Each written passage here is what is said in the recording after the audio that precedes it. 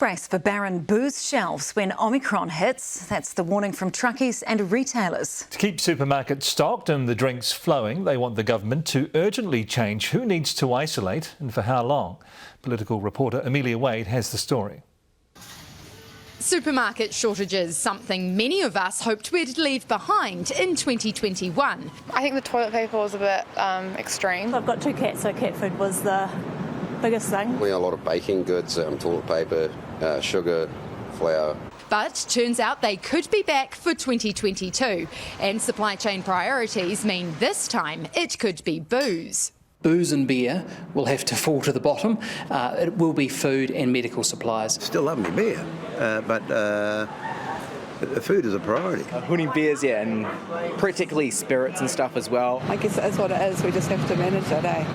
Because when Omicron breaches our borders, the sheer number of workers sick and exposed could lead to the great isolation. Potentially tens of thousands of people getting infected in the same time and therefore having to isolate themselves. There are inevitably going to be disruptions. There'll be people who aren't able to go to work, which might mean that products don't get onto shelves as quickly. Retail New Zealand has written to the government calling for urgent changes to who has to isolate and for how long. It's really important, I think, to look closely at that definition of a close contact and try and minimise the number of people who are off work at any one time. Currently, close contacts have to stay home for 10 days. Even Michael Baker thinks that could be shortened.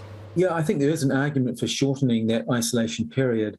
Again, this is something that the Ministry of Health needs to look at the arguments both ways, the experience overseas, and come up with what is best practice for New Zealand. But industries want that plan now. The trucking industry has also written to ministers asking for an urgent Omicron plan, worried their drivers will be taken off the roads en masse.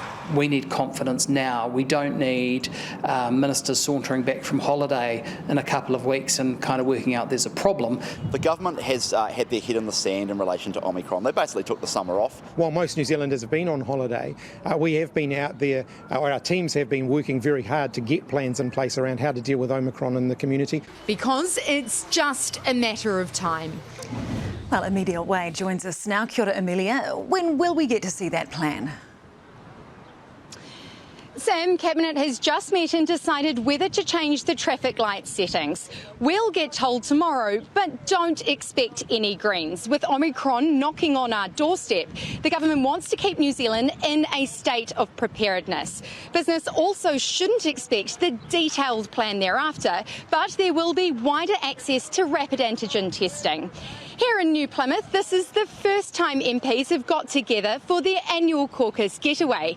This is usually the time the Prime Minister likes to name the year, like the year of delivery or the year of the vaccine. But I'm told this year we won't get a year of what, with yet again it being another year of COVID.